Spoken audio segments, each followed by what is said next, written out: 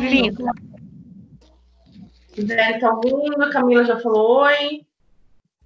Laura. Pessoal, a aula já está sendo gravada. A Anne, eu não sei se a Anne está me ouvindo ou não. Eu não recebi. Não, a Anne. Oi, Anne. Oi, sou eu. Eu não recebi suas atividades do pós-aulas, do 1 ao 9. Ah, tá. É porque eu tô com a minha internet ruim, mas eu vou mandar. Tá. Tudo bem. Só para te avisar que eu não recebi, tá bom? Tá ok. Obrigada. Pessoal, então sejam bem-vindos à nossa aula, né? Vamos falar hoje de um estudo de caso. Até agora vocês viram leis, né? Legislação, viram a LDB, nós tivemos vários assuntos pertinentes a essa organização do trabalho pedagógico no que tange políticas públicas. E hoje nós vamos falar um pouco de estudo de caso. É o encontro 11, tá? E a gente vai falar um pouquinho desse estudo de caso. É bem bacana, é um assunto que é muito interessante, que são as deficiências, né? É um assunto que todo professor lida com isso. Eu mesmo tenho vários alunos em sala com deficiência, todos os tipos, né? Desde física, motora, visual, auditiva. Nós temos várias deficiências dentro de sala. Mas esse estudo de caso, ele direciona especificamente para deficiência intelectual, tá? Mas a gente pode discutir sobre as outras deficiências também. Se vocês tiverem alguma pergunta, alguma dúvida, vocês podem abrir o microfone e perguntar, tá bom? Eu gosto que vocês participem das aulas, tá, gente? É bem bacana quando vocês participam das aulas, porque aí eu vejo o feedback de vocês, né? Melhor do que ficar só quietinha e ouvindo. Estou esperando a Rayana entrar. Boa noite, Rayana. Tudo bem? Rayana, tá ouvindo? Boa noite, Pro. Tudo jóia? A gente vai falar hoje sobre o encontro 11. Oi, boa noite. Tudo bem? Hoje é o encontro 11, estudo de caso. Aí nós vamos falar especificamente da deficiência intelectual e problemas de aprendizagens. Bom, Rayana? Então, pessoal, Rayana, só vou pedir para você ficar com o fonezinho no mudo, né? Já colocou? Obrigada. Se tiver alguma pergunta, Rayana, gostaria de acrescentar algo, pode abrir o microfone e conversar com a gente, tá bom? Se tiver algum estudo de caso, uma situação que você já vivenciou, né, no seu trabalho, pode conversar comigo aqui, com o pessoal que está aqui na aula. Tá, Rayana? Bom, então vamos falar um pouquinho desse estudo de caso. Vocês perceberam que foi uma pesquisa, né? Eu pedi para vocês, no pré-aula, ler esse artigo, que eu achei muito interessante, muito bem construído, cientificamente falando. Tem os passos, né, da cientificidade, da metodologia científica. Então, eu achei muito interessante e pertinente a gente trazer para a nossa aula, que é a organização do trabalho do aluno, né, nos anos iniciais. Como eu estava falando, nós temos que saber sobre isso e também lidar, né, preparar aulas. Por quê? Porque nós temos alunos com deficiências nas escolas, principalmente as públicas, as municipais, porque eles têm como chama? O atendimento educacional especializado, né, que é o AEE. Então, os mudou esse termo, antigamente a gente chamava de apoio, hoje a gente chama de AEE, bem rápido, que é o atendimento educacional especializado. E são esses professores que cuidam dos alunos com deficiências dentro das escolas municipais e estaduais. Nas escolas particulares, eles não costumam ter apoio, tá? Não costumam ter um professor especificamente para o atendimento do aluno deficiente. Mas vamos ver, então, esse estudo de caso e discutir sobre ele. Então, é sabido que os problemas de aprendizagem escolar são transtornos referidos com frequência como obstáculos para o desenvolvimento das potencialidades ditas normais. Algumas pessoas têm, né, essa mania de falar, eu sou normal, ok? Então, assim, por isso que está entre aspas, né? Porque quem é normal, né? Qual que é esse parâmetro aí de normalidade? Então, diversos estudos em clínicas, escola, têm demonstrado que o principal motivo que leva os responsáveis a procurarem a ajuda dos profissionais da saúde para seus filhos são problemas escolares. O que é isso? Na verdade, vocês, quanto pedagogas, vocês não têm que diagnosticar alunos. O diagnóstico, ele fica para o pessoal da saúde, que é o psicólogo, né, o médico, certo? São os profissionais habilitados, digamos assim, para dar laudos. E nós, pedagogos, né, professores, nós não temos essa permissão. Mas o que você faz, né? O que nós podemos fazer? Nós temos um aluno que chegou na nossa escola, na nossa sala de aula, com algum tipo, né, de dificuldade, porque você faz uma diagnóstica, uma avaliação diagnóstica com o seu aluno e percebe que ele tem dificuldades, então você vai fazer alguns testes, algumas análises no que tange parte pedagógica. Quando você detectar, então, que ele tem problema escolar, problema de aprendizagem, você vai encaminhar o seu aluno para a coordenação.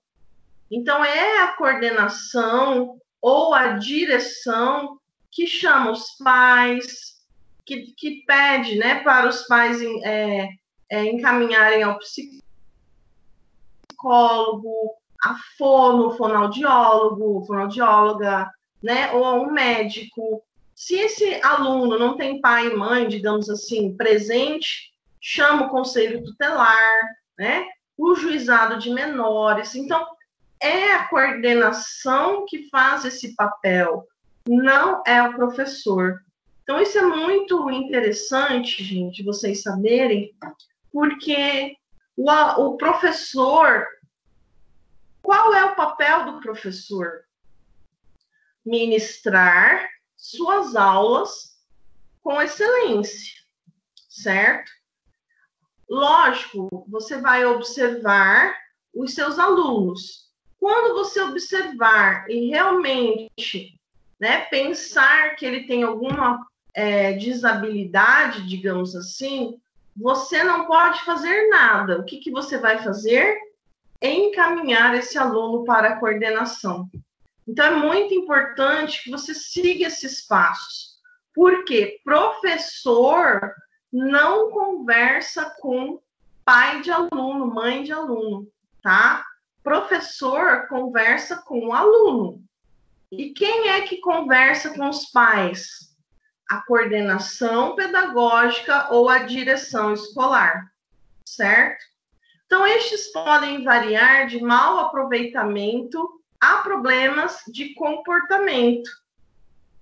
E também incluindo adaptação escolar e o convívio social. Resumindo, muitos pais nem percebem que seus filhos têm alguma desabilidade, mas o professor ele vai fazer essas checagens, essas verificações e encaminhar, então, aos responsáveis, certo? Por isso que muitos, né, procuram ajuda aí do profissional da saúde. Então, os transtornos de aprendizagem são problemas neurológicos que afetam a capacidade do cérebro para entender, recordar ou comunicar informações maximizados por uma série de comportamentos também de base neurológica. Vocês percebem? É o médico que tem que dar esse laudo, né? Às vezes uma criança, ela tem vários laudos. Eu tenho uma aluna que ela tem 8 laudos, ou seja, ela passa por 8 médicos diferentes, né? 8 problemas. E dentre eles, desses problemas, nós temos dificuldade para seguir instruções, fraco alcance de atenção, imaturidade social, dificuldade com a conservação, inflexibilidade, problemas de planejamento e organização mental, falta de destreza, distração, hiperatividade e impulsividade. Então, estão entre as características do deficiente intelectual. Na verdade, existe uma sigla, né? A gente fala DI, de deficiente, e o I, de intelectual. Então, dentro da escola, do espaço escolar, a gente fala DI. Ele é DI, ela é DI, ou seja, deficiente intelectual, tá bom? Pessoal, quem entrou depois, se vocês tiverem alguma pergunta, alguma dúvida, tem alguém aí que já trabalha na escola?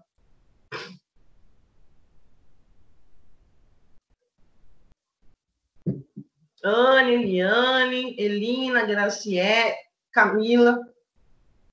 Alguém já trabalha na escola? Não? Vocês estão me ouvindo, pessoal? Sim, estamos. Estou ouvindo. Sim. Tá. Sim. Ninguém trabalha já na escola? Bom, quando vocês forem, então, para o ambiente escolar, principalmente da prefeitura, vocês vão perceber que em sala de aula tem o professor, geralmente lá no fundo tem o AEE, né, que é esse atendimento educacional especializado. Então, você vai perceber que tem um professor lá no fundo. E daí você já vai perceber que esse professor acompanha um aluno. Tem professores que acompanham até 3, 4 alunos deficientes dentro de sala. Quando o grau, né, por exemplo, de DI, eles têm um grau, o nível é mais baixo, digo assim, tem menos problema, o professor pode atender 3, 4. Isso vai depender do laudo, né? Dependendo da necessidade desse aluno, aí o professor tem que ficar exclusivo do aluno, certo? E é um professor, ele tem graduação em pedagogia, ele é formado. Só que qual que é a diferença? Ele tem curso de atendimento especializado. Ele fez curso, geralmente ele faz pós-graduação em educação especial, tá? Mas ele é pedagogo, ele é formado em pedagogia. É a pessoa que atende lá o atendimento educacional especializado. Esse ano que o prefeito ele mudou, né, algumas regras e tem pessoas sem ter curso de pedagogia atendendo. Mas foi a partir deste ano de 2020, porque até então só pedagogos podiam atender os alunos especiais.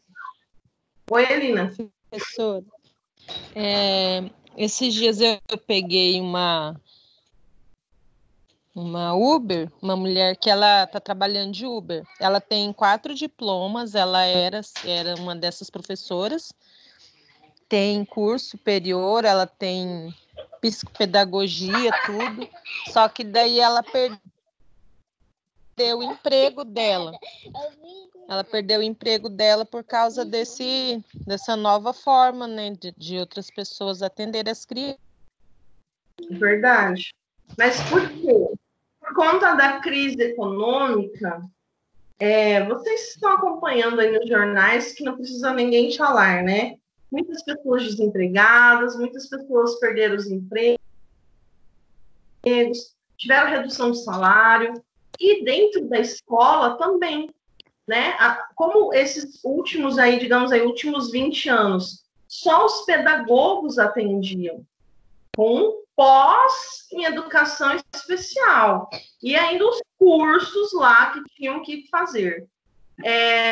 Esse ano o prefeito, ele cortou isso, né, e trouxe pessoas ou com ensino médio ou com outros cursos para o atendimento educacional especializado, pelo menos da metade do salário. Enquanto, por exemplo, uma ganhava 4.000, essa nova vai ganhar R$1.000, né?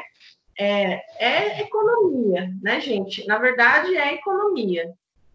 E aí acaba sobrecarregando os profissionais que estão lá, que no caso são os pedagogos ou os professores que estão em sala de aula.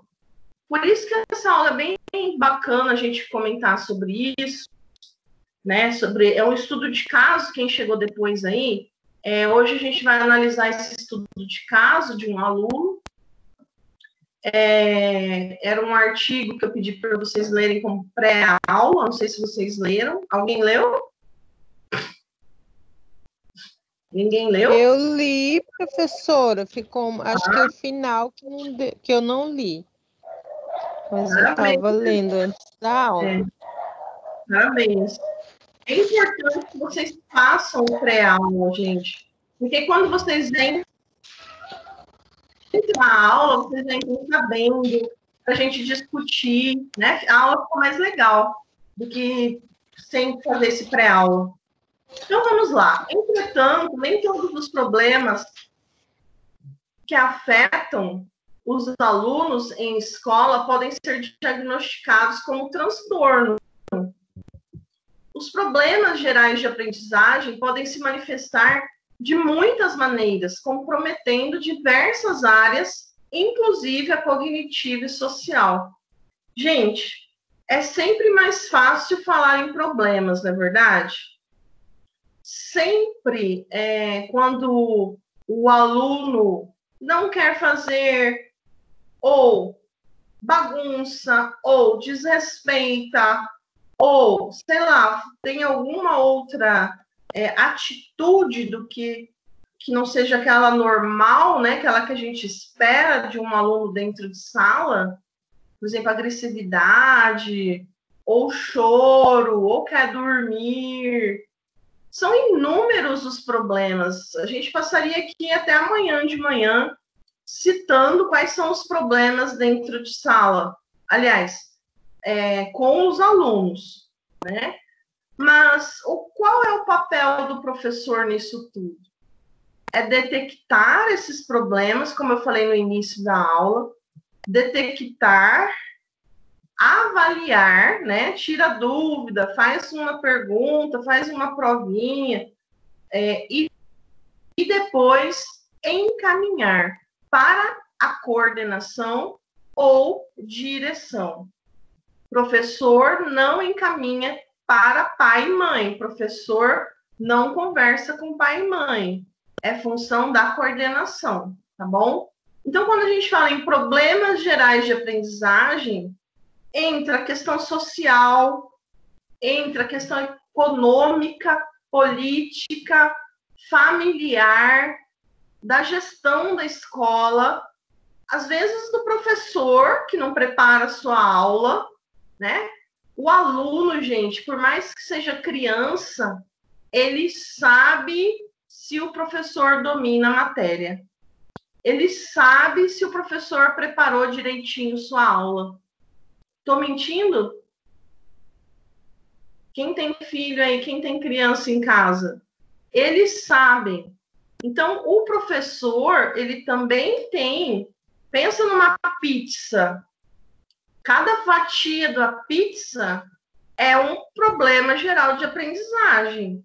Problema da cultura, da família, da política, da economia, né? Do social, da sociedade, da vizinhança, da gestão da escola, do professor também.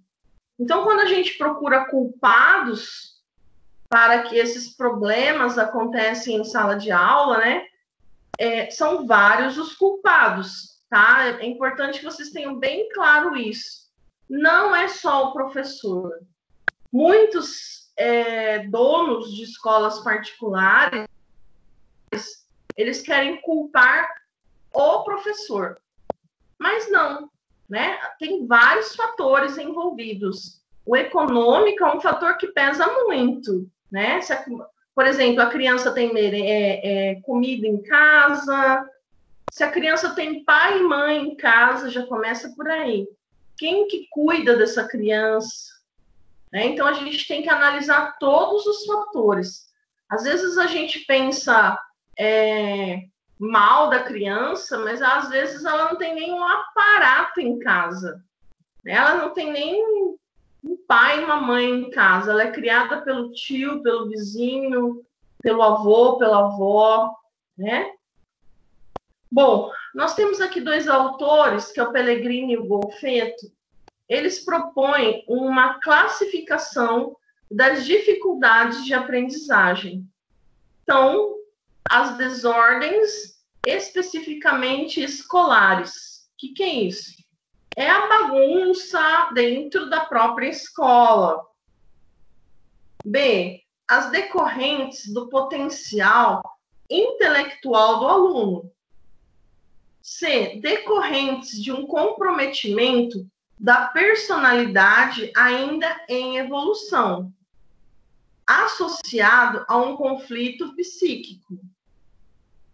D, por razões sociais, falta de continuidade de ensino, as mudanças da escola, a troca de professores, classes numerosas e as associadas a outros distúrbios, por exemplo, de hiperatividade, desatenção, dificuldade de conduta.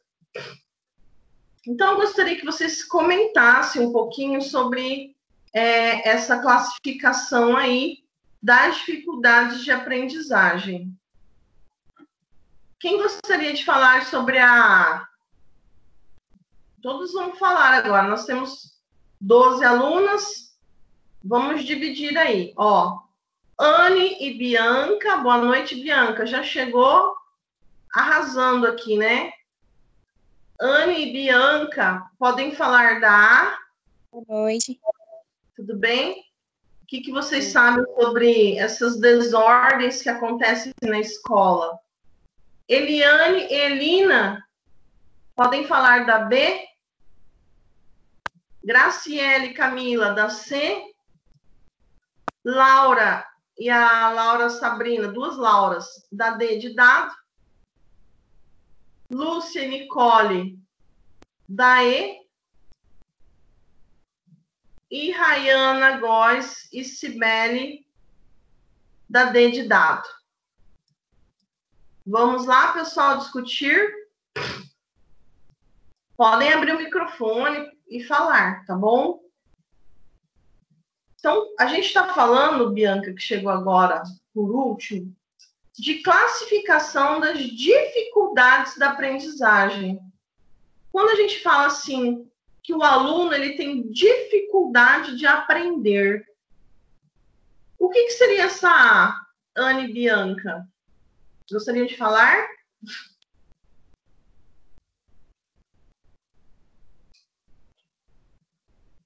Estão quietas aí? O que foi? Agora caiu a conexão? Bianca? Ficaram quietas, hein, Ana e Bianca? Gente, desordens. O que é desordem? Fala para mim. É a falta de ordem, de organização escolar dentro da escola. Cada dia o sino bate num horário, né? Toda hora entra pai e mãe na sala. Tem cachorro dentro da sala de aula.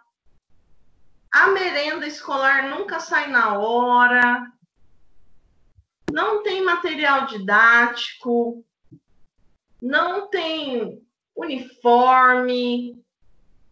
Então, quando a gente fala em desordem especificamente escolar, gente, nós estamos falando da falta de gestão. E por que vocês têm que saber sobre isso? Porque vocês serão diretores de escola. Vocês serão coordenadores. Não tem horário de aula. Nós passamos, né, no início de fevereiro, quando começaram as aulas no município, nós passamos um mês sem horário de aula. A gente ia e entrava na primeira sala que quisesse. Isso era uma desordem escolar. Eu tinha entrado já, 15 vezes no 7º ano A e não tinha entrado nenhuma vez no 7º ano B, por exemplo. Não tinha horário de aula. Ana e Bianca, concordam?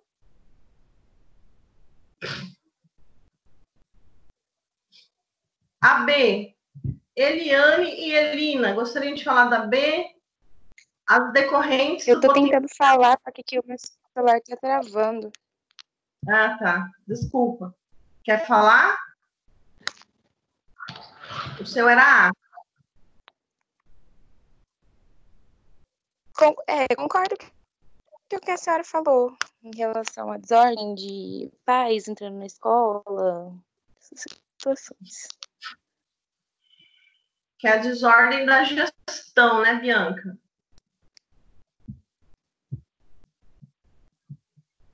Bom, a B, Eliane e Elina, gostariam de falar as decorrentes do potencial intelectual do aluno?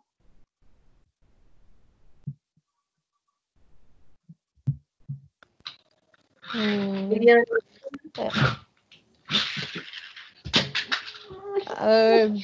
Decorrência do potencial intelectual do aluno. Eu não entendi muito bem essa parte, assim, professora. Se o aluno tem algum problema intelectual, isso vai afetar o desenvolvimento dele, da aprendizagem. A gente não está falando hoje de deficiente intelectual? Sim. Então, se ele tem algum tipo de deficiência, seja mais leve que for, vai afetar no quê? Na aprendizagem dele. Uhum. Elina? Oi, professora? Quer falar alguma coisa? A senhora está me escutando? Sim. Eu acho que uma das grandes dificuldades que tem na questão do deficiente intelectual, acho que é a falta de recursos, né, para que eles tenham uma melhor aprendizagem. Eu acho que um auxílio também de uma pessoa especializada. Acho que é isso. Sim, muito bom. Às vezes, até mesmo também a formação dos pais, né? Uhum. Para poder ajudar, auxiliar em casa, né? Para poder alavancar esse desempenho em casa. Silêncio. Tudo bem, pessoal. Professora? Professora? Oi? Oi, Elina. Eu trabalho com uma moça que ela trabalha na secretaria da escola, né, no administrativo. E ela falou que lá tem uma aluna que é autista. Aí depois que eles trocaram a professora, a aluna regrediu totalmente do desenvolvimento dela. Ela era bem desenvolvida, agora ela anulou tudo que ela tinha aprendido depois que mudou a professora. Eles sentem, né? Eles se apegam aos professores, sabia? Eles se apegam. E aí, quando muda, assim, eles sentem muito.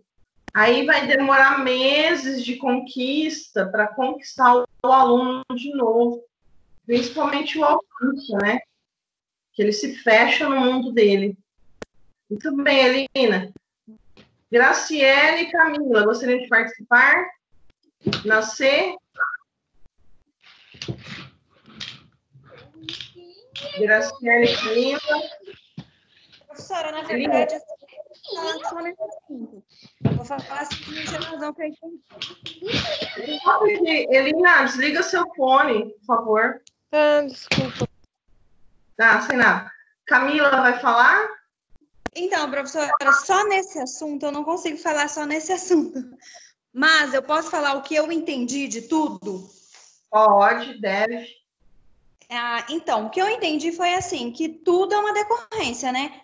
O professor, ele não pode querer resolver o problema com a criança diretamente com os pais.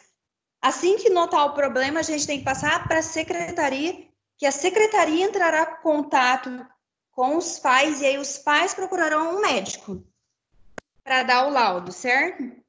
Perfeito. E os professores também. O nosso comprometimento é com a aprendizagem da criança, garantir que a criança aprenda. Perfeito.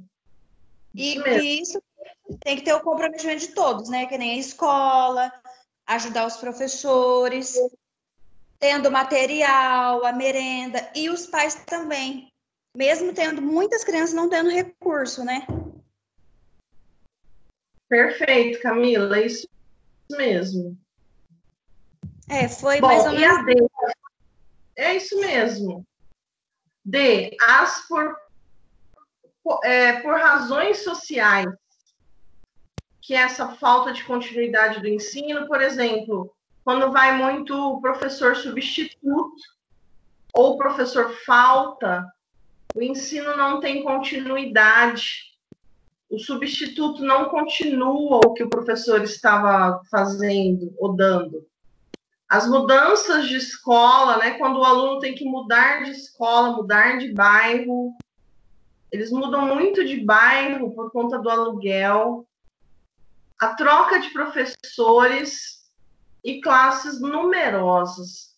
Quem ficou de falar foi a Laura, eram as duas Lauras, né? A Laura saiu. Professora, Lúcia, gostaria de falar a Laura também? eu vou dar um exemplo que aconteceu comigo na 6ª série sobre a troca de professores. Que quando a professora de ciências trocava, todo bimestre, trocava de professora de ciências, e o desenvolvimento da turma caía muito, porque do jeito que uma ensinava, a outra ia lá e tentava continuar, e era péssimo. Não péssimo a explicação, só que a gente ficava muito perdido. Eu lembro que teve um bimestre que todo mundo só tirou 4, no boletinho. Isso prejudica, né, gente? Troca de escola. Alguém aí foi uma criança que trocou muito de escola ou não? Eu fui, professora. Eu acho que eu nunca fiquei 2 anos assim em uma escola, mais que 2 anos assim numa escola. Minha mãe sempre estava mudando de casa porque a gente não tinha casa fixa, e ela pagava aluguel, e aí a gente sempre tinha que ficar mudando. E aí eu sempre estudei um pouquinho de um pouquinho de outro, e eu acho que isso também afetou bastante na minha educação, assim, porque uma escola ensina de um jeito, a outra escola tem outro ensinamento, um professor tem um ensinamento, outro professor tem outro ensinamento, e acho que isso acaba confundindo um pouco a cabeça da criança. Verdade, Rayana. E também falam que as crianças não criam raízes, né, gente? Não criam amizades. Aí tem outros problemas que acarretam também na mudança de escola. Espero, Rayana, que você não mude da Uniderp, hein? Professora.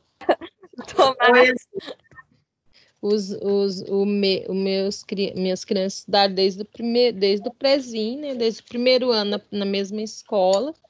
O meu filho está na faculdade, tem um amigo que estudou com ele desde o primeiro ano na escola do ensino fundamental. É muito legal, né? Essa amizade que perdura aí. Os filhos dos militares que sofrem, né, gente? Porque os pais têm que mudar de cidade a cada 3 anos. Aí eles sofrem também. Bom, continuando, o E. Quem que tinha ficado de falar do E? As associadas aos outros distúrbios. Alguém gostaria de falar da hiperatividade, desatenção e dificuldade de conduta? Aí eu posso falar. Essa questão da dificuldade de aprendizagem sobre a desatenção, realmente é algo assim que para nós futuros pedagogos, né, que temos que estar atentos aos nossos alunos, observar isso e passar para um possível atendimento, né, para a coordenação, para a família buscar esse suporte, né, para essa criança poder ter uma maneira mais fácil de compreender e ficar mais atenta às aulas. E a questão da dificuldade de conduta e hiperatividade, eu vejo que é parecido, porque assim, uma criança que tem a dificuldade de conduta e bagunça ou perturba outros coleguinhas, atrapalha toda a sala, todos os outros, no sentido de desenvolvimento, né, do conteúdo, da aula, porque muitas vezes isso atrapalha os outros coleguinhas a focando lá no ensino, nas atividades, dependendo do aluno hiperativo que tem na sala. Então, é complicado isso. Eu não sei a gente o estágio, como que vai ser para a gente aprender a desenvolver essas técnicas de lidar com isso mesmo, Sibeli, obrigada. O professor, Sibeli, precisa preparar aulas diferenciadas para o aluno hiperativo. O aluno, enquanto um aluno normalmente faz 2 atividades, o hiperativo tem que fazer 6 atividades, né? Se ele estiver à toa, aí ele começa a correr na sala, começa a bagunçar.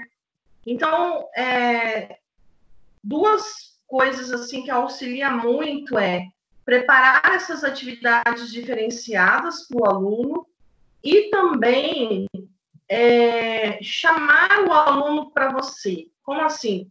Chama ele para ser o líder, chama ele para ir na coordenação levar alguma coisa, chamar a coordenação, como se ele fosse um ajudante do professor.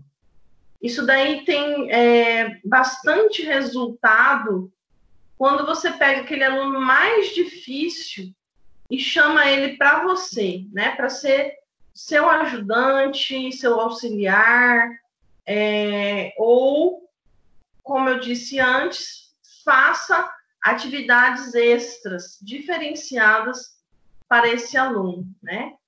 Porque essa hiperatividade, ou a desatenção, ou a dificuldade de conduta, alguns psicólogos relacionam à carência, né? A falta, né, da afetividade. Então, quando o professor ele mostra que é afetivo, que está disposto, né, a olhar a criança nos olhos, a conversar com a criança, vocês vão perceber o quanto essa criança muda, né? Ela muda de comportamento da água para o vinho. Então, assim, a minha sugestão, né, de vida chame essa criança para perto de você, certo? Vocês vão ver que ajuda, né, gente? E sobre a desatenção, que metodologia que a gente usaria para um aluno com desatenção?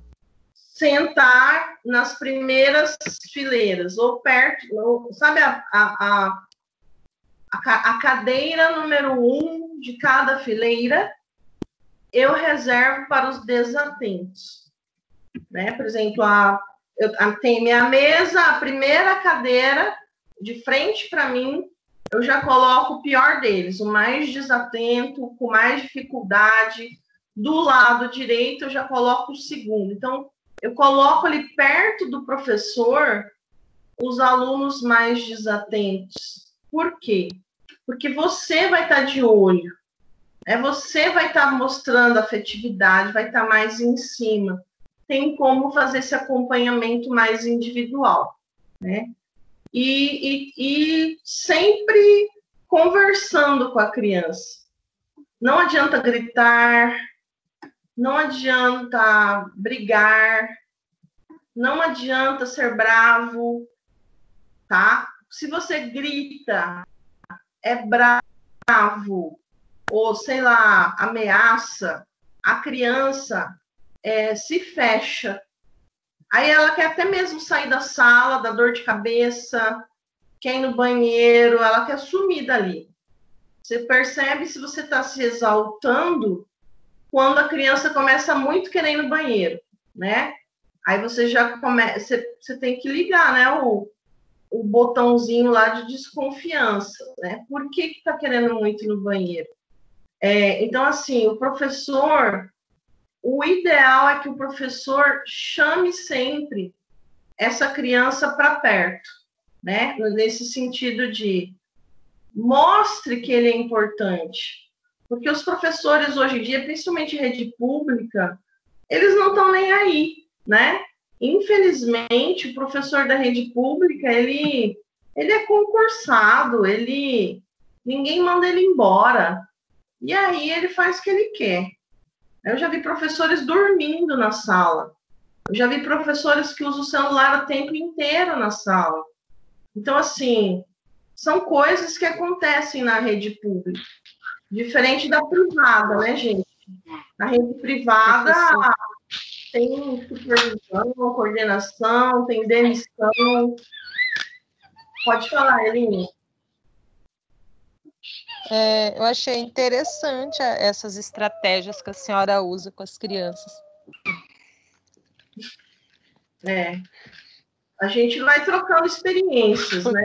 Porque muitas vezes eles não têm casa, né? Eles não têm atenção, não têm carinho, eles procuram fora, né? Aí eles veem na escola que eles são muitas vezes tratados da mesma forma, daí eles não se interessam mesmo, né? Eles querem afetividade, gente. É uma afetividade, ela meio distanciada, né? Não pode extrapolar também. Mas é no sentido de olha nos olhos, conversa, dá atenção. Não é no sentido de ficar pegando, tá, gente? A gente tem que evitar ao máximo encostar no aluno, pegar no aluno. Mas conversar, dar atenção, dar ouvidos, isso daí nada nos impede. Tá bom? Então, vamos continuar? Hubner e Marinotti também consideram diversos fatores para o fracasso escolar. Então, os quadros neurológicos ou psiquiátricos, sendo a deficiência intelectual considerada em separado. B, defasagem entre o repertório individual e o nível de exigência escolar, transtornos de aprendizagem, e a C, falhas no sistema educacional, entre outros. Bom, a criança que tem algum tipo de deficiência, ela vai chegar com laudo. Mas existem crianças na escola sem laudo. Eu não sei se vocês sabem, mas o fato de levar o filho no médico gera custo, né? levar o filho no médico é caro. Então, você tem que já faltar um dia de emprego, já leva uma falta, você tem que se deslocar até o médico, que passe, tem que pagar o médico, pagar remédios. Então, assim, isso tudo demanda o quê? Tempo e esforço dos pais.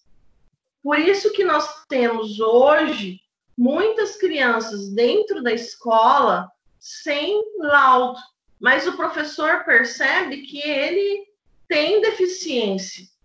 E qual é o do professor? Como a Camila, né, falou, converse com a coordenação, encaminhe o caso para a coordenação. Você, professor, não pode se calar. Quando você ver que tem uma criança com algum problema, você precisa passar imediatamente para a coordenação, certo? Esse é o seu papel, detectar o problema e passar a bola para frente. A coordenação, a direção vão tomar as providências cabíveis, ok? Principalmente pedagogo, né, que fica com a mesma turma a semana toda, ou o ano todo, ele precisa ter um relatório aluno por aluno, um relatório individual, ok? Só se vocês tiverem alguma pergunta, quiserem contribuir com alguma coisa, podem ir falando, tá?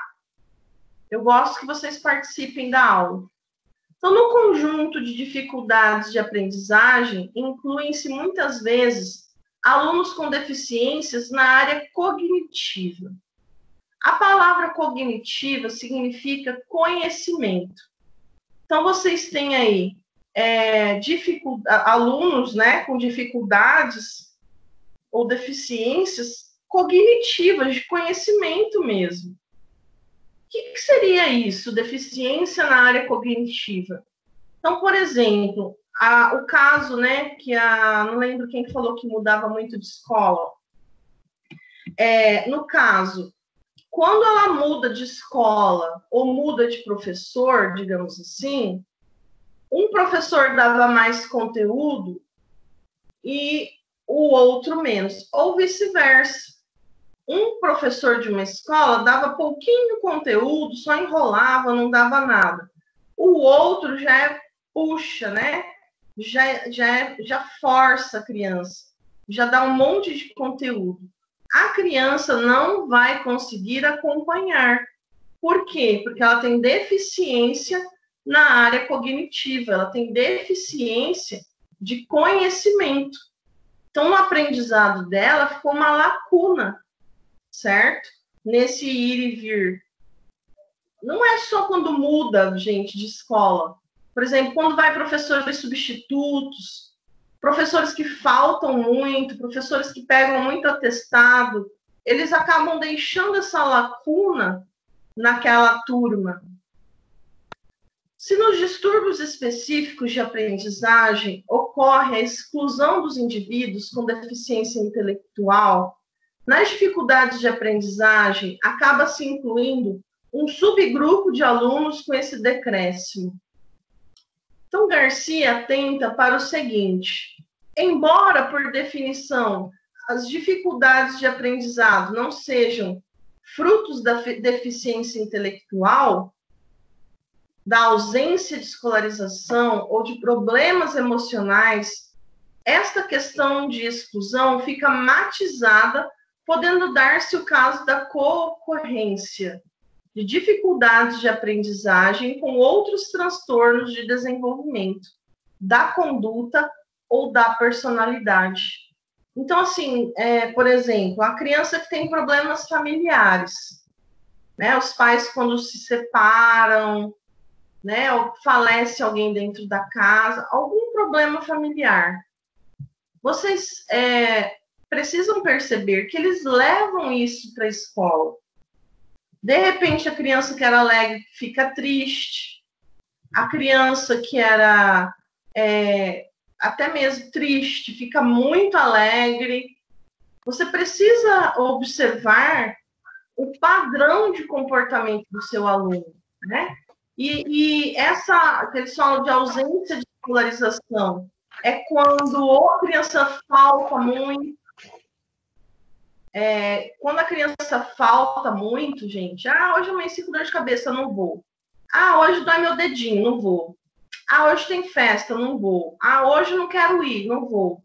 Essa falta, essa ausência de escolarização ou problemas emocionais, ela causa desânimo, ela causa lacunas no aprendizado. Vamos supor matemática. Matemática tem continuidade. Se ele perde as primeiras aulas, é muito difícil dele acompanhar as outras, né? Então, é isso que a gente chama de ausência de escolarização. Lúcia, gostaria de falar alguma coisa, Lúcia?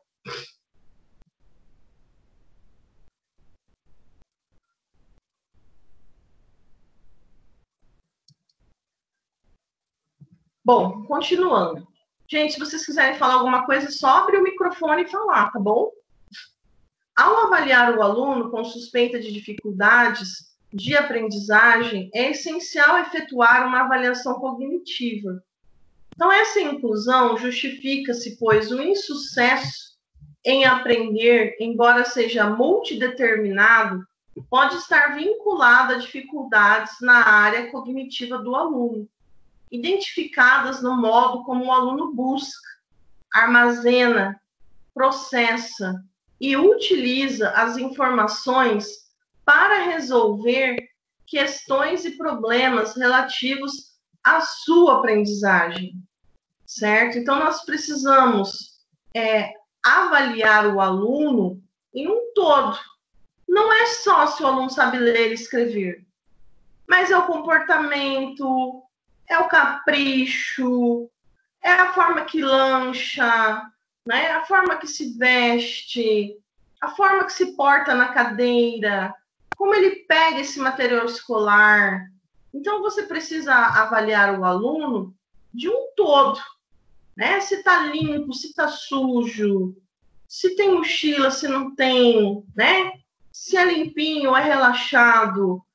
Não é só, gente, ler e escrever, vocês entendem? Então, é como se essa avaliação diagnóstica, ela incluísse o todo do aluno, todo o comportamento do aluno, não só nota, né? Eu, inclusive, até brinco, né? Falo que a nota somativa, ela devia valer menos. Por quê? Porque aula a aula, o aluno é avaliado.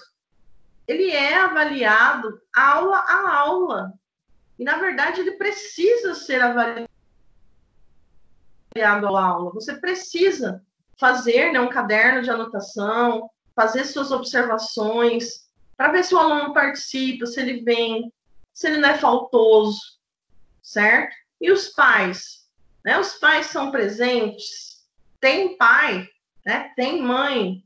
Já começa por aí a pergunta, né? O aluno mora com quem? Bom, segundo, então, a Associação Psiquiátrica Americana, American Psychiatric Association, a deficiência intelectual é um déficit cognitivo. O que é um déficit, pessoal? Déficit é quando tem uma deficiência, tá? Então, o aluno que ele tem deficiência intelectual, ele tem deficiência no conhecimento. O conhecimento dele é limitado. A característica essencial da doença é um funcionamento intelectual significativamente inferior à média. Então, por exemplo, enquanto eu explico todo um conteúdo para um aluno regular, né, que a gente chama de normal, digamos assim, sem a deficiência intelectual, eu explico todo o conteúdo, o aluno entendeu.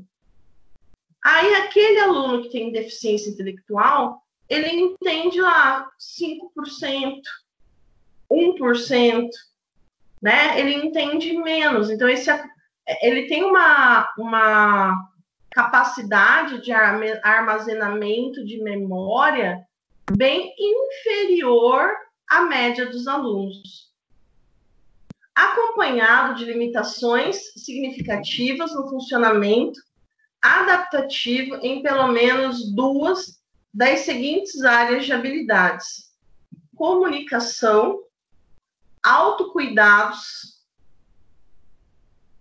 vida doméstica, habilidades sociais e interpessoais, habilidades acadêmicas, trabalho, lazer, saúde e segurança.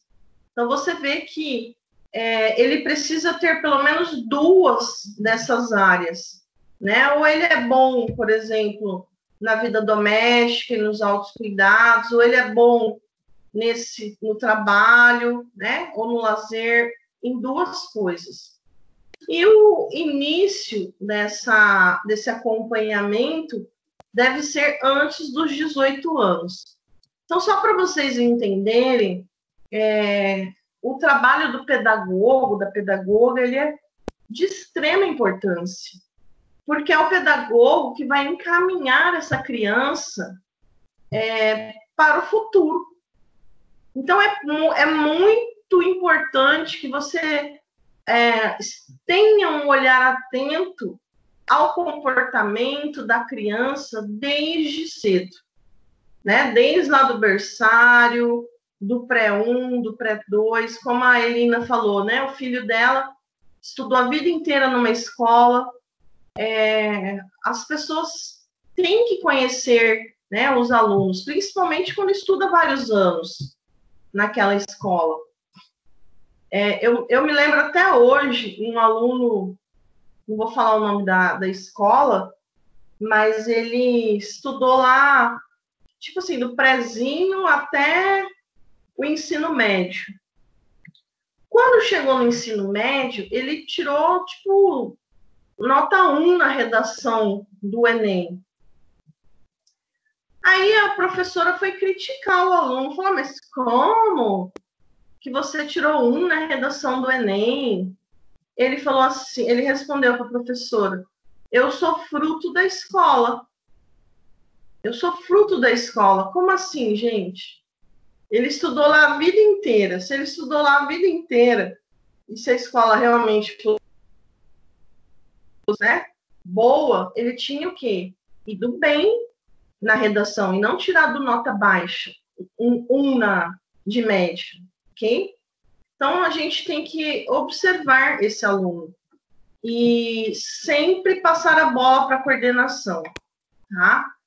Então, vamos ver ali. Há inúmeras etiologias possíveis para a deficiência intelectual e fatores como hereditariedade, que é hereditário, né, do pai para filho, de mãe para filho, alterações genéticas, anormalidades antes ou durante o parto e influências socioculturais parecem agir fortemente para o desenvolvimento do quadro que se configura, assim como resultado da interação de vários processos patológicos que alteram a funcionalidade do sistema nervoso central.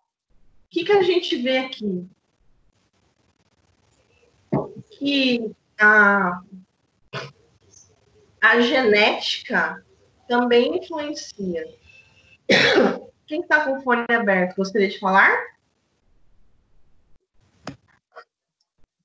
Rayane, gostaria de comentar?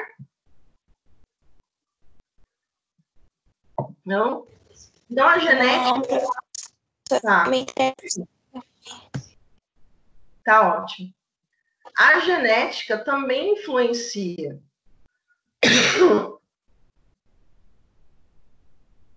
Professora, está ouvindo? Então, em relação... Oi, Lúcia. Oi, professora. Oi, Lúcia. Olha, pode professora, falar. que eu estou entendendo que, como que a senhora está falando, que, né, que a gente tem que ter todo aquele cuidado, a delicadeza, e também para não deixar, às vezes, a criança constrangida, né?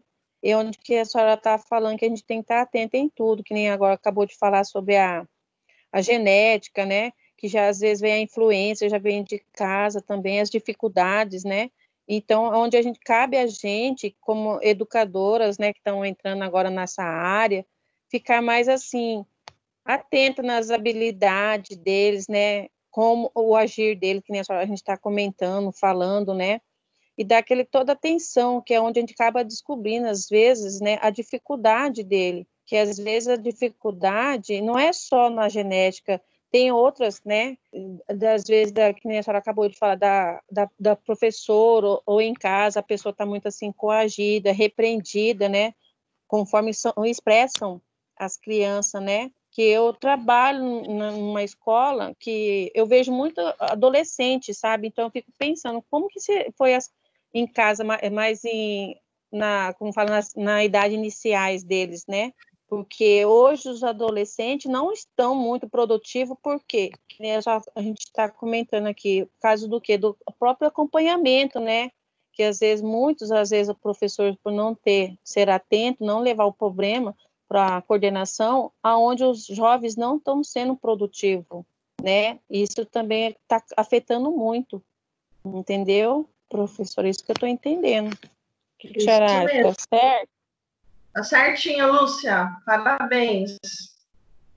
Vamos continuar, então. Qualquer coisa você contribui mais um pouco, tá, Lúcia? Tá bom, prof. Também em relação às características descritivas e transtornos mentais associados, não há características de personalidade ou deficiência intelectual. Muitas vezes a gente não percebe essa deficiência intelectual. O aluno é lindo, né? Ele é lindo, tem olhos verdes, mas na hora de produzir, de escrever, de colocar no papel, não sai nada. Travou geral. Daí você começa a observar se é sempre, se é só uma vez, como que é no dia a dia, na aula a aula, né? Precisa observar esse aluno, porque travar geral é normal. Uma vez, né, gente? Não toda hora, não todo dia. Nem em todo lugar, não é verdade? Os indivíduos com deficiência intelectual podem ser vulneráveis à exploração por outros. Muitas vezes eles são abusados, né, sexualmente, ou eles têm os seus direitos suprimidos, oportunidades suprimidas, eles são, às vezes, violentados, né, apanham em casa, sofrem calados, né, gente? O que eu acho mais triste é que as crianças, elas sofrem caladas. Por quê? Porque elas não confiam em ninguém, no sentido de se abrir. Até os psicólogos, eles dão brinquedos para as crianças, aí elas, brincando uma boneca com a outra, elas contam, né? Ah, o papai disse isso, a mamãe disse isso. No sentido, elas reproduzem as falas entre os brinquedos ali. Então, os psicólogos, eles têm lá todo a gente fala de brinquedoteca, né? Todo um aparato lúdico para que as crianças se soltem no momento da consulta ou da denúncia. Então, por exemplo, a classificação da CID-10, da Organização Mundial de Saúde, para deficiência intelectual, é a parada do desenvolvimento ou desenvolvimento incompleto do funcionamento intelectual, caracterizados essencialmente por um comprometimento durante o período de desenvolvimento das faculdades que determinam o nível global de inteligência, isto é, das funções cognitivas, de linguagem, da motricidade e do comportamento social. Então, a deficiência intelectual pode acompanhar um outro transtorno mental ou físico, ou ocorrer de modo independente. certo? O CID, vocês sabem que é o número do laudo, né, deficiência intelectual, e essa é a definição para deficiência intelectual, que é essa parada do desenvolvimento, o desenvolvimento incompleto, ok? Das funções cognitivas, ou seja, do conhecimento, da linguagem. A criança, por exemplo, quando a criança demora muito a falar, ou ela tem muita dificuldade de falar, né? A gente já tem que começar a perceber o porquê. Tudo bem? Então, não é somente o funcionamento intelectual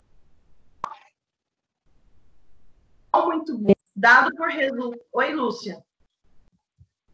Tudo bem, professora, Oi, tudo Lúcia. tranquilo. Oi. Então, tudo tranquilo, professora. Tá ótimo. Então, não é somente um funcionamento intelectual muito baixo da média, ou dado por resultado em testes de QI. O QI, gente, é o teste de coeficiência intelectual. Ele é um teste que os psicólogos fazem. Os psicólogos emitem uma nota para o seu teste de inteligência, né? Então, fator determinante para diagnóstico da deficiência intelectual. Então, não é somente isso, tem outros aspectos. A capacidade, por exemplo, adaptativa do indivíduo e suas habilidades sociais são elementos importantes a se considerar antes de classificá-lo como uma pessoa com deficiências especiais ou necessidades especiais.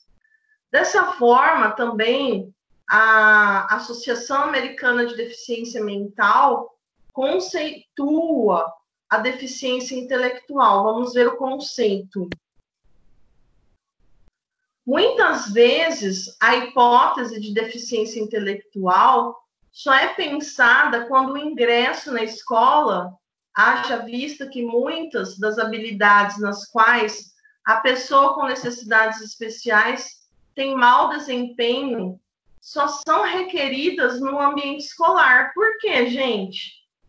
Porque em casa a criança está brincando, está pegando fogo, ou não, está assistindo televisão, né? Assiste TV o dia inteiro, joga o dia inteiro.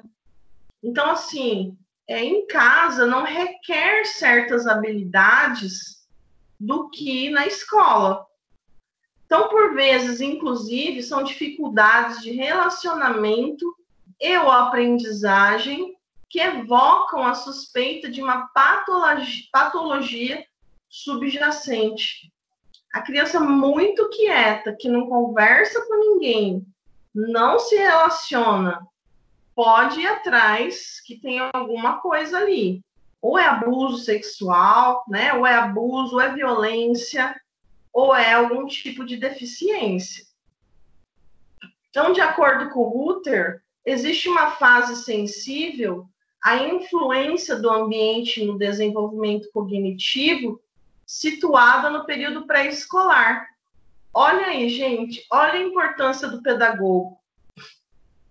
É o pedagogo que detecta, não diagnostica, não dá o diagnóstico melhor, né? O pedagogo detecta e encaminha para o médico, aliás, para a coordenação, encaminhar para o médico, dar o diagnóstico, ok? O psicólogo dá o diagnóstico.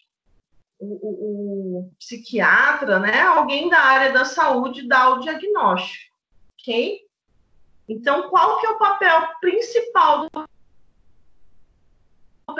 fazer a avaliação diagnóstica, né? Primeiro aí, essa análise, essa observação do aluno e esse encaminhamento para a coordenação. Então, a influência do ambiente familiar no aprendizado escolar é amplamente reconhecida. O impacto positivo do ambiente familiar sobre o desempenho escolar requer a combinação de dois fatores principais. experiências ativas de aprendizagem que promovam competência cognitiva, um contexto social que promova autoconfiança e interesse ativo em aprender. Cabanas considera a sala de aula um local heterogêneo, que apresenta de 5 a 15% de alunos com muita dificuldade de acompanhar tarefas. Olha aí, gente. E agora, né? Alguém perguntou lá da defasagem. Quem que perguntou da desatenção? Lembra da defasagem? O professor, volta a falar, pedagogo ou professor, precisa conhecer seus alunos para saber quais são os alunos com essa dificuldade de acompanhar as tarefas. E aí faz o quê? Depois que eu descobri que o Joãozinho tem muita dificuldade, você vai sentar do lado do Joãozinho e vai começar a dar mais atenção individual para o Joãozinho. Ah, professora, mas eu tenho 40 alunos na sala. Deixa os 40 alunos trabalhando, fazendo uma atividade e chama o Joãozinho e dá 2, 3 minutos de atenção para ele. Gente, às vezes 3 minutinhos já salva o dia do Joãozinho. Vocês entenderam? Essas crianças com muita dificuldade de acompanhar tarefas, elas precisam de um olhar diferenciado, ou seja, um atendimento individualizado, tá? Nem que seja 3, 4 minutos, mas tem que ter um atendimento especializado, individualizado. Tudo bem, pessoal? Os alunos com deficiência intelectual demoram a adquirir autonomia nas habilidades diárias, como abotoar roupa, amarrar sapato, ir ao banheiro, guardar brinquedos, e também apresentam mais dificuldades em permanecer em uma mesma atividade escolar pelo mesmo tempo que seus colegas. Como assim? Lembra da hiperatividade?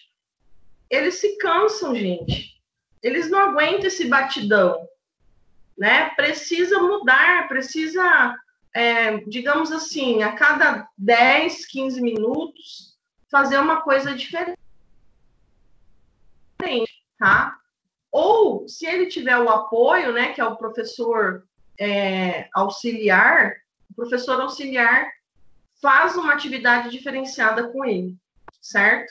Mas, de qualquer forma, não sei se a Lúcia falou que trabalha numa escola, não sei se mais alguém trabalha em escola, mas, de qualquer forma, gente, é por isso que a escola ela tem uma rotina. Não sei se vocês já perceberam. Tem acolhida, depois canta, depois conta uma história, depois faz uma atividade, né? De, sei lá, pintura, depois vem um lanche, depois assiste um filminho, depois, né, uma musicalização. Ela tem atividades diferenciadas, digamos assim, a cada meia hora tem uma atividade diferenciada. Por quê? Porque a criança cansa.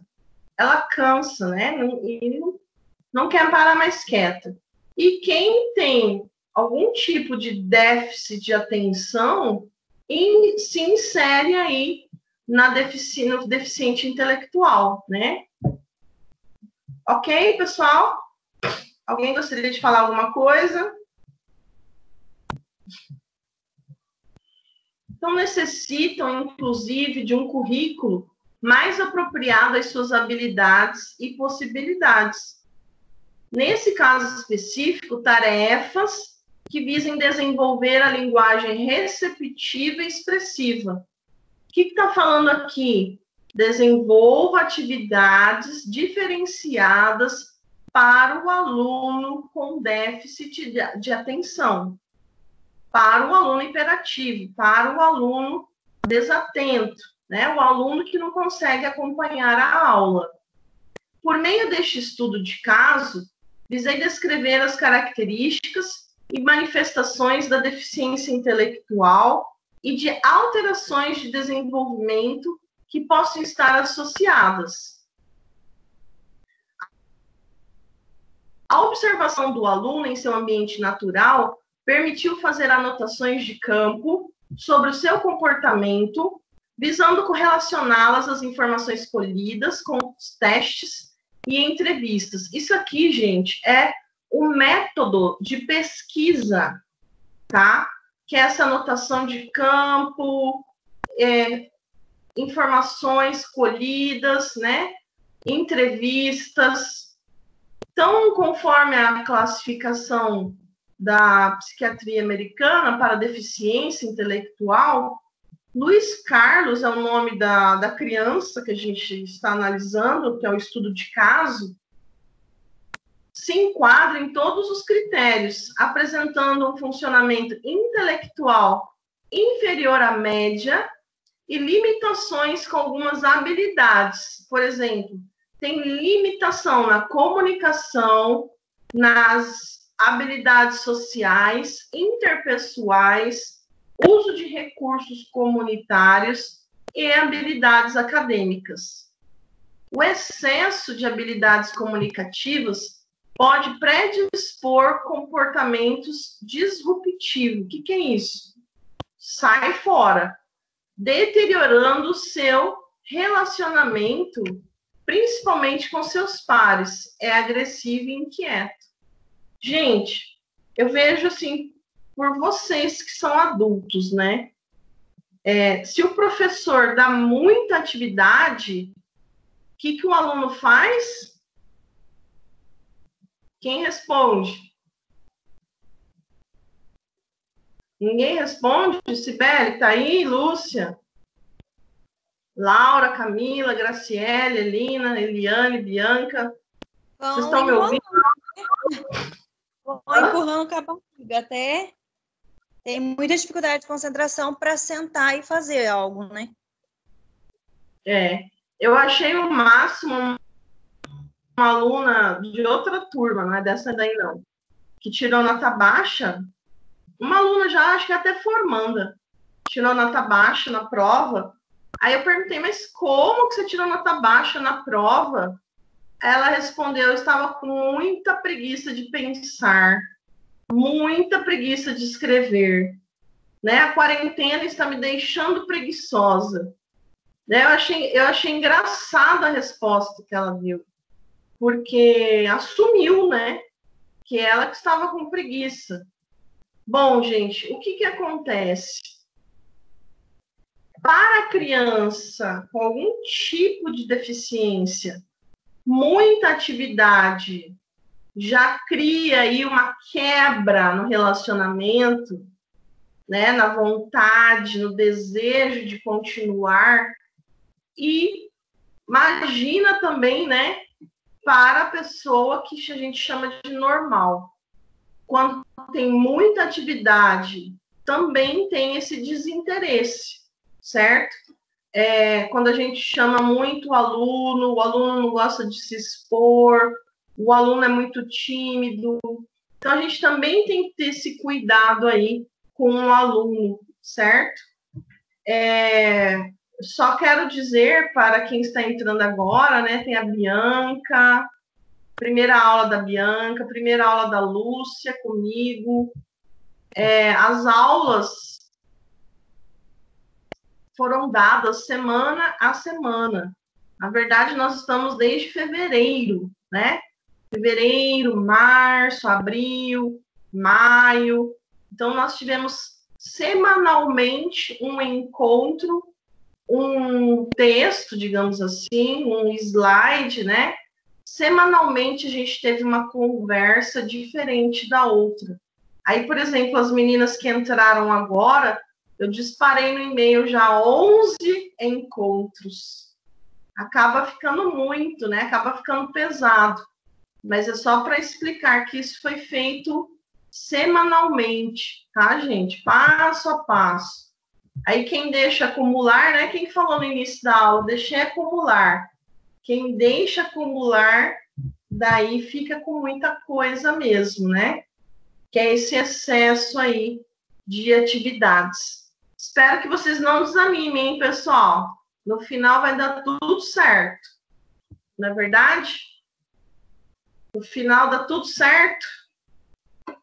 Então, olha lá, as características comportamentais e inabilidades sociais trazidas por essas observações permite-me a constatação de uma correlação do quadro apresentado pelo aluno com o que é verificado, comumente em pessoas com problemas escolares, concorrendo com a deficiência intelectual.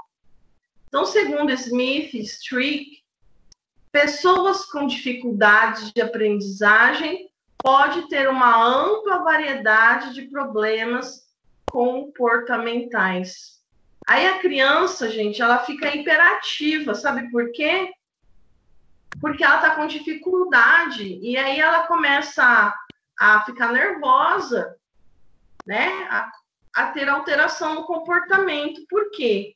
Porque ela não conseguiu entender, ela não conseguiu fazer. E aí, qual o papel do professor? Senta aqui, fulano. Por que você tem... por que você está assim? Qual é o seu problema? Começa a conversar, né? O diálogo com a criança. Você vai perceber como essa criança vai mudar com você, tá? Então, é mais difícil para pais e professores lidarem com inabilidade social dos alunos com deficiência do que com a vagareza para o aprendizado. Porque a inabilidade social, você consegue conversar com essa criança, né? Agora, quando ela é muito devagar, o professor não tem paciência. Vocês são pacientes ou impacientes, pessoal? Bianca, tá sem fone? Eliane, Elina, vocês são pacientes ou impacientes? Conta para mim. Eu sou impaciente. Impaciente, Elina? Eu também. E a Camila e a Lúcia? Professora, eu me considero impaciente, só que a minha mãe e minha irmã falam que eu sou muito paciente com as coisas. Eu também. A maioria Eu sou paciente. É a geração. Tem alguém paciente aí? Eu procuro ser bastante assim, paciente, observadora, observar em tudo, sabe? Porque aonde a gente acaba descobrindo, né, a dificuldade de vários alunos e aonde a gente acaba ajudando esse aluno, que nem eu mesmo não trabalho dentro de uma sala de aula. Meu trabalho é ficar fora, externo, ficar cuidando deles no pátio, né? Aonde a gente acaba descobrindo, né, a dificuldade dos alunos, que nem a senhora falou, relatamos agora desatentos dos professores, de ficar em celular, não ver a dificuldade daquele aluno, que o aluno começa a ir muito no banheiro, tomar água. Por quê? Porque o próprio professor não está conseguindo segurar o aluno dentro da sala de aula, onde o aluno tem dificuldade de aprendizado, né? Então, eu fico muito, assim, observando esses pontos que nem agora a gente acabou falando, eu achei muito importante, porque eu acabo vivendo isso, né, diariamente. Agora que a gente está meio parado com essa pandemia, a gente não está tendo, né, mas é triste, né, prof? A gente está vendo esse assunto, né? Ele quer sair por vários motivos, né?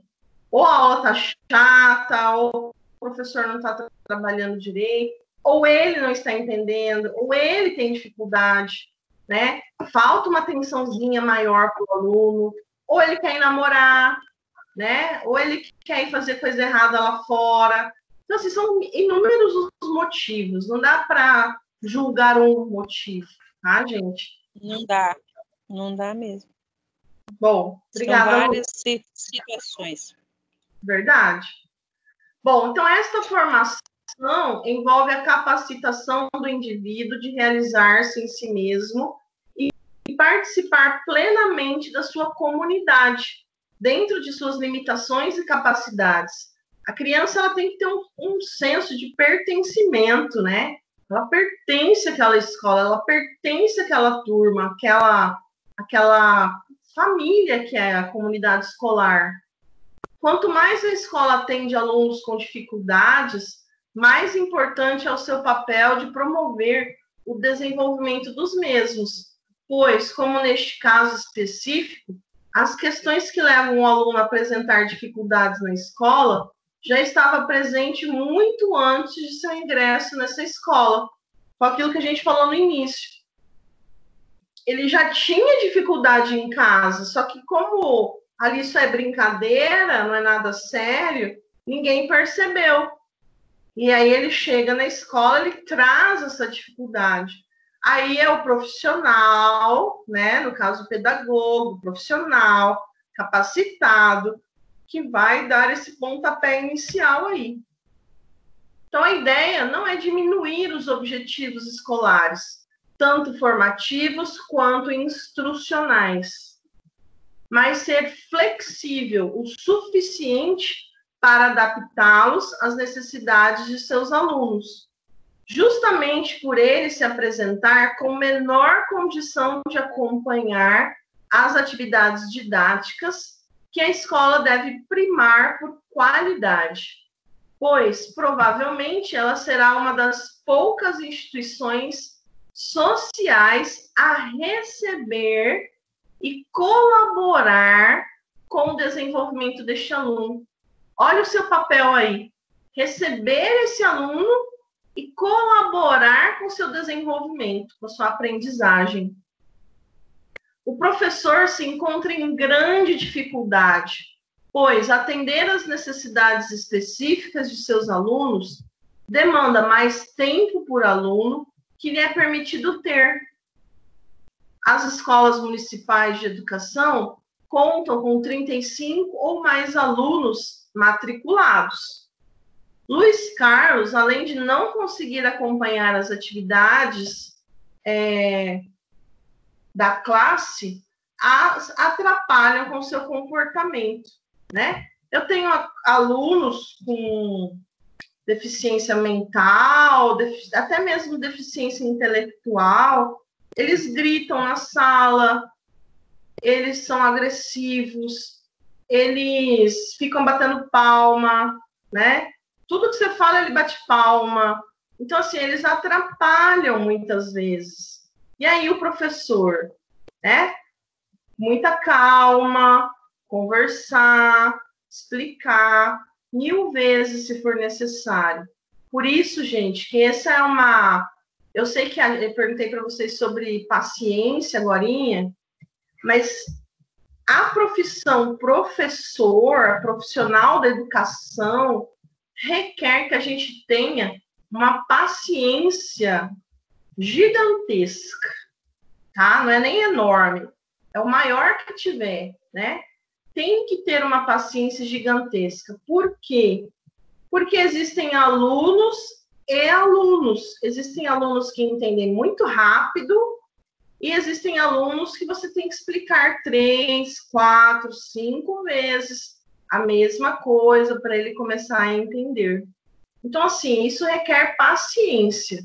E eu sei muito bem que a impaciência que nós temos hoje, ela é decorrente da internet. Mandou um e-mail, o aluno manda um e-mail para mim, ele não tem paciência de eu responder, ele já liga ou manda uma mensagem. Professora, recebeu meu e-mail? Né? Então, assim, isso mostra a impaciência, ela agravou com a chegada da tecnologia, certo? Aí, por exemplo, o aluno manda um WhatsApp para o professor. Ele não tem paciência de esperar o professor responder. Sabe o que ele faz? Manda para a coordenação. Mandei um WhatsApp para a professora e ela não respondeu. Poxa, né? Tem que ver se o professor estava em aula, se o professor estava ocupado, se estava cozinhando, né? Se estava dormindo. por que o professor não respondeu? Então, isso, gente, não é para vocês não, tá? Mas é só um fator que da impaciência. A impaciência hoje, ela se agravou com a era da tecnologia. Isso daí é geral. É outra pandemia, né? É geral a impaciência. Então, neste estudo de caso, foi diagnosticado o aluno com deficiência intelectual. Entretanto, saber de sua patologia não significa que a professora ou os responsáveis a compreendam. Tá? A gente está conhecendo a patologia hoje, né? A gente está falando sobre a doença hoje. Então, não significa que a gente compreenda na íntegra. Por quê? Porque nós não somos profissionais da saúde. Não somos psicólogos e não somos médicos. Eles, sim, têm que entender da patologia na íntegra. Uma boa formação da professora e a colaboração da equipe que fez o diagnóstico é fundamental para que o aluno possa ter suas possibilidades ampliadas e suas limitações trabalhadas.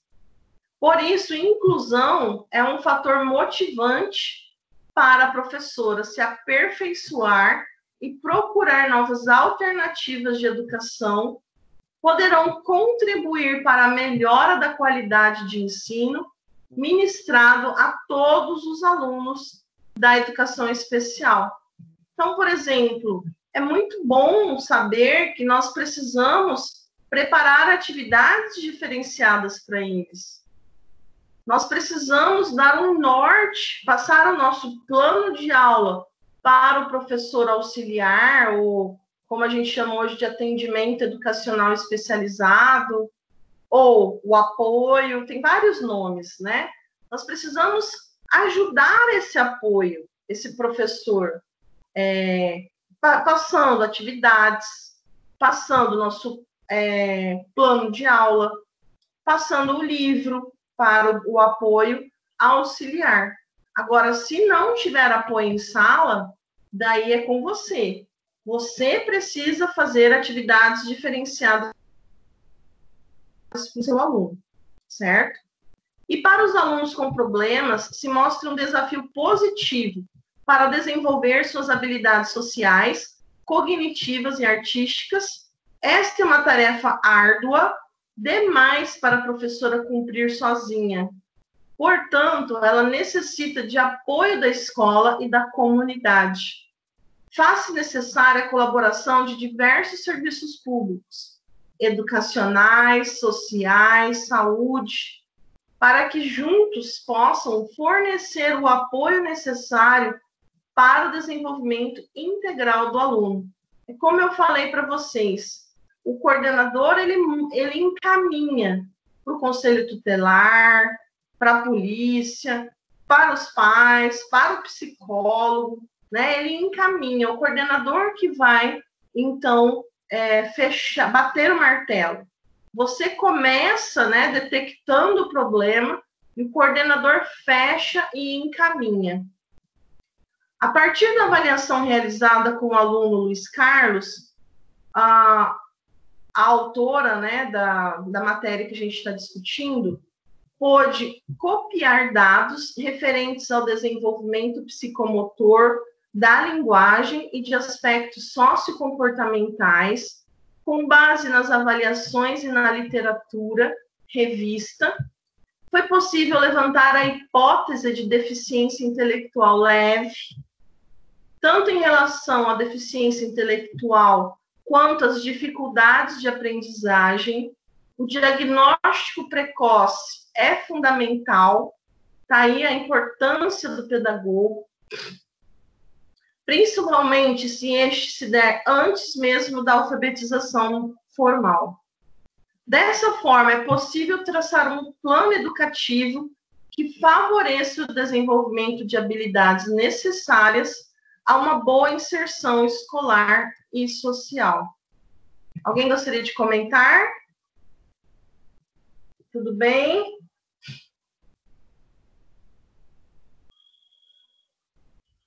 Então, Vocês estão vendo aí o tamanho da responsabilidade que é lidar com as crianças pequenas, né? Também com as crianças grandes. Vocês pegam a primeira idade, a segunda idade e a terceira idade, que vai até os 12 anos. Realizar um trabalho de prevenção antes que a dificuldade escolar se instale seria ideal. Neste caso, a dificuldade já está instalada. Resta agora ser trabalhada para a melhora do desempenho escolar. Então, este estudo de caso nos permite uma reflexão sobre a política educacional de inclusão, demonstrando a necessidade de novas posturas de atuação dos professores dentro da sala de aula e da escola como um todo, que permitam uma flexibilidade no trabalho, buscando os objetivos da educação. Quais são? Formar, informar e transformar. Anotem aí. Quais são os objetivos da educação? Formar, informar e transformar. Então, o nível também socioeconômico cultural do indivíduo com necessidades especiais, deficiência intelectual ou dificuldades de aprendizagem é bastante relevante. Lembra que eu falei para vocês que ir atrás de um laudo gera custo? Ir ao médico gera custo? Oi, Camila? Pode repetir para mim, por favor? O objetivo da educação é formar, informar e... transformar. Vou voltar aí para você ver. O objetivo da educação é formar, informar e transformar. Na verdade, eu acredito que é o contrário. Primeiro é informar, aí você forma e você transforma, né? Bom, então é muito importante saber o nível social, cultural do aluno. Por quê? Porque é por onde você vai dar o encaminhamento. Logo, um nível mais baixo implica ao indivíduo mais barreiras a transpor. Precisa de dinheiro, gente. Por isso que nós temos muitas crianças hoje no município e no estado que a gente vê que tem deficiências, mas não tem laudo. Por quê? Porque os pais não foram atrás do laudo. E menos probabilidade de ele atingir um patamar ideal de desenvolvimento.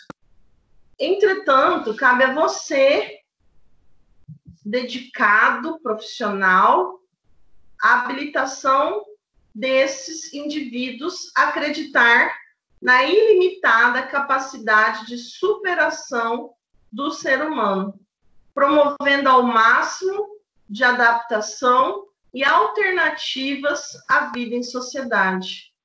Esse é o nosso papel, né, quanto profissionais. E demonstrar a importância do ensino especial, agora mais uma modalidade educacional que colabora com o desenvolvimento do indivíduo e tem a possibilidade de agir preventivamente e não apenas de forma curativa. Os professores da educação especial, da educação especial, necessitam de melhor formação, que são os cursos especializados, as pós-graduações, para poderem cumprir o papel que a sociedade nos encarregou. E enquanto a gente não faz isso, nós vamos estudando, né, o assunto para já despertar o olhar sobre essa importância de dar um atendimento individualizado para esse aluno.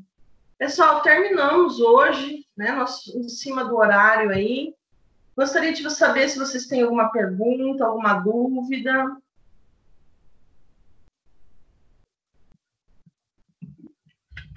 Tudo bem? Deixa eu só anotar a chamada. Bianca, tá ouvindo? Tudo bem, Bianca? Vou anotar seu nome. Oi, pode ir falando. Tudo certinho. Mas que nem a senhora falou bem assim, né? Que a gente tem que passar para coordenação e às vezes muitos pais não têm custo como custear com o tratamento da criança. Só que hoje a escola ela não tem uma certa facilidade de encaminhar a criança para esses CAPs, para essas coisas.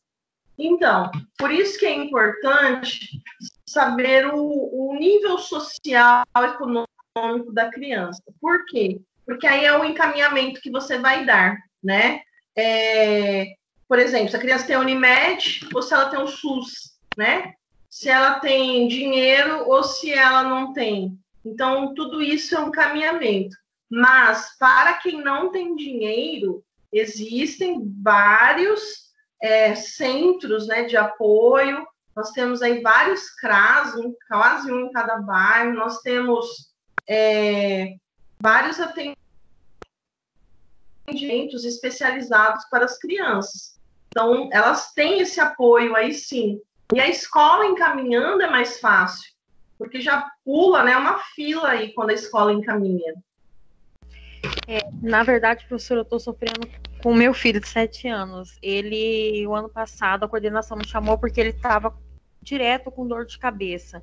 E aí eu fui levar ele no neurologista, que a coordenação mandou levar. Eu tive que pagar a consulta particular, que eu consegui com desconto R$250. Nisso, ela pediu um monte de exame, ia ser quase R$1.000. Então, quer dizer, eu adiei esses exames. E aí, o que acontece? Eu observei, depois que eu comecei a estudar pedagogia, que ele deve ter algum transtorno, sim. Alguma coisa